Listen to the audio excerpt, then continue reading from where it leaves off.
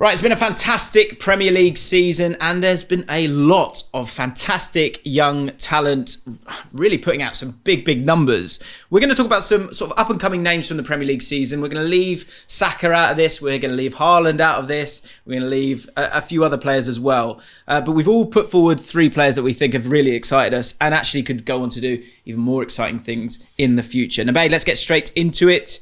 You've gone with Bajcetic, 18 years old. For Liverpool, sort of burst on the scene, went a bit quiet, I guess. He's kind of been out of it for a little bit, but he's got a huge future, isn't he? Born in 2004. Stop it. How old does that make you feel? Honestly, I think... Why lowball him? Unnecessary. Yeah, I mean, when he came into the side, Liverpool were in a really poor place. They didn't have a midfield, essentially. And I think with all that pressure on his shoulders, he almost like walked into the side and made it his midfield. And then unfortunately suffered a serious injury. But 0.4 key passes per 90, 1.6 tackles and interceptions per 90, 4.14 progressive passes per 90. He's like almost like an all-action midfielder. I think initially when he came in, a lot of Liverpool fans said, that's our 6, that's our Fabinho replacement. And then very quickly realised, because he likes to bomb on a little bit, because he's got that natural Spanish flair. He's definitely a holding midfielder, but he can't help himself because he's just technically so good. Yeah. And obviously, I think he said in an interview, actually, he spends a lot of time with Thiago, and he wants to mould his game into like a left-sided 8. So it'd be interesting to see his development. But 18 years old, what he's done this season is remarkable. Yeah, I mean, he's had some. I think a lot of this it's about development, obviously, at this age, in terms of enjoying those moments. And to play against Real Madrid, although it was obviously a disappointing experience overall, will be really good for him. And he didn't look lost in that. That Liverpool. For the Liverpool midfield, there's been a lot of talk about the lack of energy there. And when he came in, he was such a sort of antidote to that, especially on that left-hand side, sort of doing a lot of the running for Fabinho. They've since sort of moved to a more possession-based style with Trent coming in as a bit more of an inverted midfielder. But Bajcetic offered that energy at one point. And yeah, I think it's going to be interesting to see how that Liverpool midfield looks in 18 months' time and how much of a regular he'll be. 3 months' time. I think it'll be interesting to see what it looks like. There's going to be some. Yeah, there's got to be some big moves this summer. For Liverpool, I do worry a little bit about his development because he's come into the side at 18, loads of pressure on him. He's been completely fine, but because he was so good, the pressure's just increased. So people are like, he's this, that, and the other. And now Liverpool are linked to McAllister, and Liverpool will buy hopefully 2 midfielders. And then where does that leave him? He probably doesn't play many minutes next season with Curtis Jones being back in the side, and so it'll be interesting to see what they do next. Yeah, it's going to be. He might be one where he kind of, because Curtis Jones is a similar kind of thing. He's had sort of his wobbles, I guess, or success isn't always linear. So it'll be interesting to see how many minutes he gets next season. Glenn, let's. We've got quite a few Brighton picks that we've been able to sort of spread around. Let's go with your Brighton pick. I can't believe this guy's 18. Evan Ferguson. He's a physical specimen. Yes. Do you know what? He's just got an understanding of the game beyond his years. And that's from a striking point of view. And listen, I've seen loads of strikers step into the Premier League, and at any level really, but I mean, the way he holds himself. He played against Gnonto for Liverpool, and Gnonto's a real athlete. He's strong, he's quick, and when I seen Evan go up against him, I worried for him a little bit because afternoons like that can overawe you, and you can get undone by someone else's power, especially when you're trying to Ellis Sims is a good example of that. Exactly that, yeah. Did that.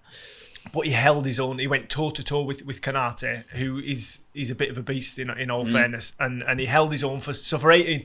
And I think the way he uses his body as well, he's clever. He knows when to go down, knows when to buy a free kick, knows when to step across. And then when the ball's coming into him, he knows when to drop it off one touch, when to have 2 touches, suck that pressure in and bounce it off. I just think he's such a very good footballer, and that isn't even talking about how calm and confident he is when those chances do arise, because let me tell you, at 18 you're snatchy. A lot of people are really snatchy at him because when that chance comes, you're so desperate for it, you tense up and you sky it or whatever. But this kid, when it comes, he's just composed, just passes it into corners, and I think he has got a huge future ahead of him. He feels quite complete for his age. 4 goals, 2 assists. Had a little sort of injury recently, but should be back in the side soon. I think probably great for him to be working with Danny Welbeck as well in terms of his hold-up play. But his pass accuracy is 80%, which is in the top 6% for strikers in the top 5 leagues. So that's really impressive as well. And I think that you're always waiting for those younger players, you're thinking, okay, when he grows into his body or whatever it might be. But he seems to have both the composure and the physicality. He's a really exciting player. Let's stick with Brighton. And a player that has been linked with a lot of different clubs, did sign a new contract recently. Caicedo is only 21, guys. 88.4% pass accuracy in the top 7%. Is amazing. Progressive passes per 90, 6.38. He's complete in terms of tackles as well. 3 tackles per 90. 82 chances created.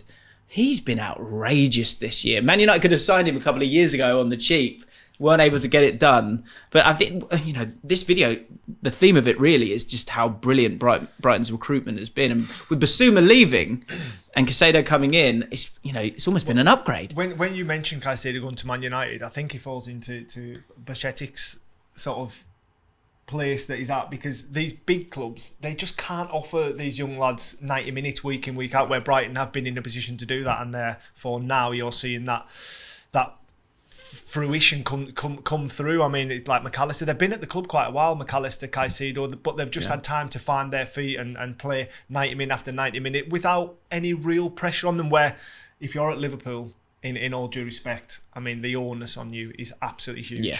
You've got to be perfect straight away. I mean, it's a really, really good point. And so, the sort of the room to grow for Caicedo has been fantastic. And to have those minutes, that's going to sort of jumpstart you with the rest of your career, because there will inevitably be sort of dips at different times. But also, I think probably the style of play of Brighton probably helps, because they're a dominant team and he gets to have a lot of touches on the ball. It's the best system in the league. He shifted into right back against Manchester United and looked like a right back. Like Welbeck played centre mid that game. So they've got this such a fluid but very well structured style of play that players can play different positions and they can still find ways around it. But it also speaks to how good a footballer he is. It's not easy to play centre mid and then go play right back against Marcus Rashford, who's in the form of his life, and essentially keep him in your pocket for 99 minutes in the end.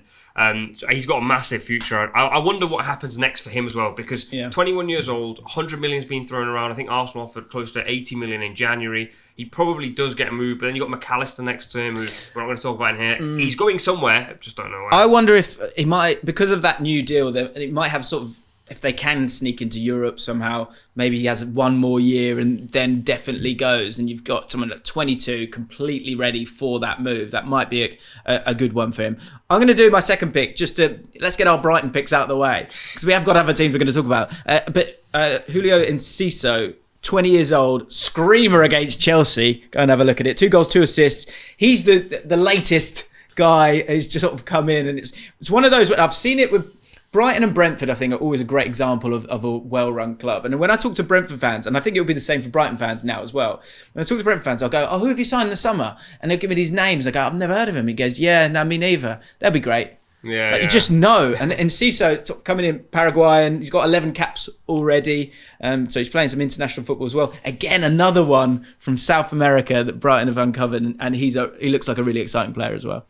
Because he is an exciting player. I mean, for his age, I think he's again a different type to Evan, but so physically strong. And then what he can do with the football, the way he can manipulate it, the way he's always trying to break lines, to dribble. He plays with that sort of youthful freedom almost to a certain extent, where he just goes on mazy little dribbles. But yeah, Brighton have, in all fairness, right, these 3 picks, I could have picked 3 Brighton players. Yeah. But I felt a bit biased. Yeah. Because they've got Brennan from Argentina, who's 18 as well. They've just they've agreed on João Pedro.